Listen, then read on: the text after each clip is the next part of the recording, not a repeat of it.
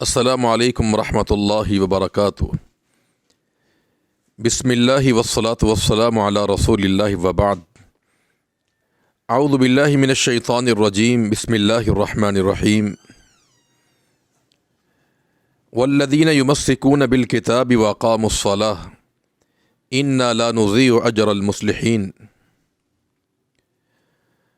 ہم جس دور سے اس وقت گزر رہے ہیں، یہ دور انتہائی فتنوں کا دور ہے، اور نبی کریم صلی اللہ علیہ وسلم نے پیشن گوئی فرمائی تھی کہ میری امت پر فتنے اس طرح یلغار کریں گے جس طرح سمندر کی لہریں ہوتی ہیں، اور فرمایا کہ میری امت پر فتنے اس انداز سے رونما ہوں گے جیسے بارش برستی ہے۔ تو ان پرفتن ایام کے اندر سفینہ نجات اور کامیابی کا راستہ نبی کریم صلی اللہ علیہ وسلم کی سنت کے ساتھ تمسک، آپ کے سنت کو تھامنا اور تمسک بالکتاب و سنہ، یہ ایک بہترین بچاؤ کا راستہ ہے فتنوں کے لیے۔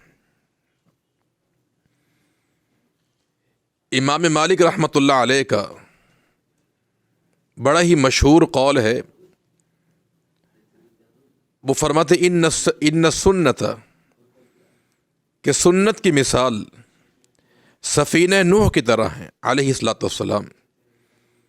نوح علیہ الصلاۃ والسلام کے زمانے میں جب انہوں نے کشتی بنائی تھی، جو اس وقت کشتی میں سوار ہوا وہی انسان طوفان سے بچ سکا، جو کشتی میں سوار نہیں ہوا وہ پانی میں غرق ہو گیا تھا۔ تو امام مالک رحمۃ اللہ علیہ فرماتے ہیں کہ سنت کی مثال سفینہ نوح کی طرح ہے، من راکبہا فقد نجا، جو انسان اس سنت میں عمل کرے گا وہ انسان نجات پا جائے گا، ومن تخلف عنہا، جو انسان اس سے دور رہا وہ انسان غرق ہو جائے گا، برباد ہو جائے گا۔ تو فتنوں کے ایام کے اندر کتاب و سنت کو تھامنا، اعتصام بالکتاب و سنہ، ایک بہترین طریقہ ہے فتنوں سے بچاؤ کے لیے۔ امام زہری کا قول ہے کہ الاعتصام بالسنۃ نجات، کہ سنت کو تھامنا یہ نجات اور کامیابی کا راستہ ہے۔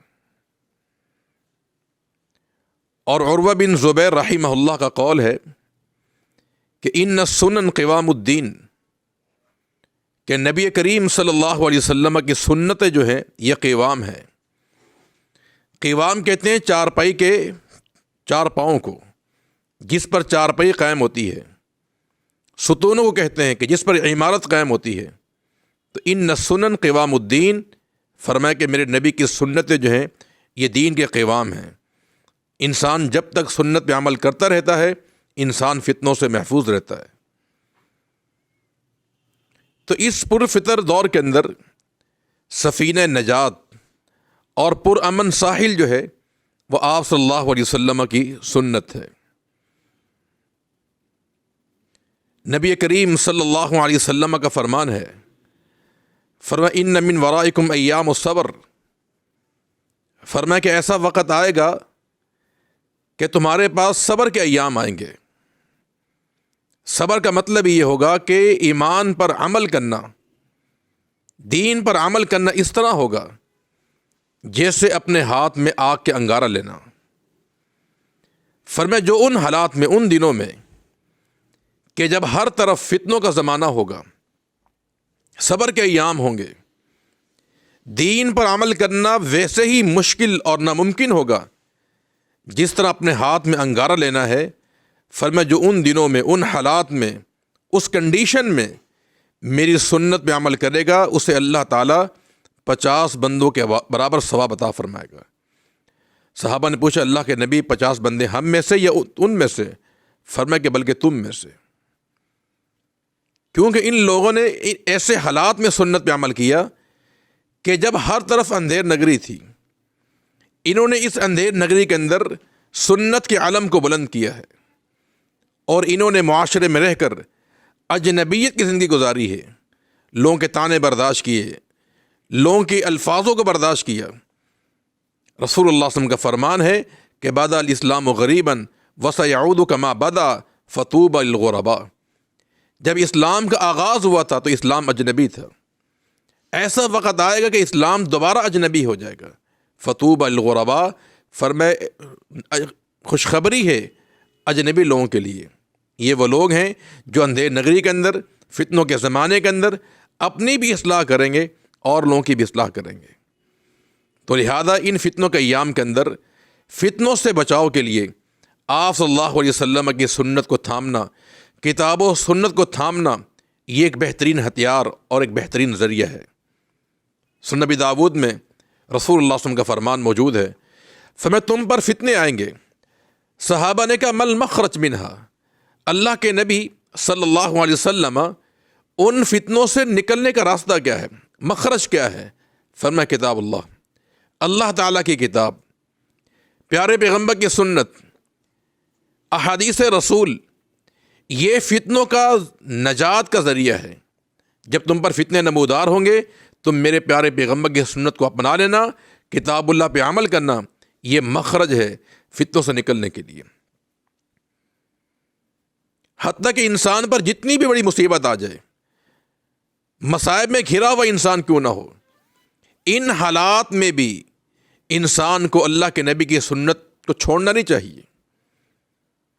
ام سلمہ رضی اللہ تعالی عنہ بیان کرتی ہیں کہ جب میرے شوہر ابو سلمہ کا انتقال ہوا تو رسول اللہ صلی اللہ علیہ وسلم نے مجھے ایک دعا سکھائی تھی، اللہم اجرنی فی مصیبتی واخلف لی خیرا منہا، اے اللہ مجھے اس مصیبت پہ اجر عطا فرما اور مجھے اس کا نعم البدل عطا فرما۔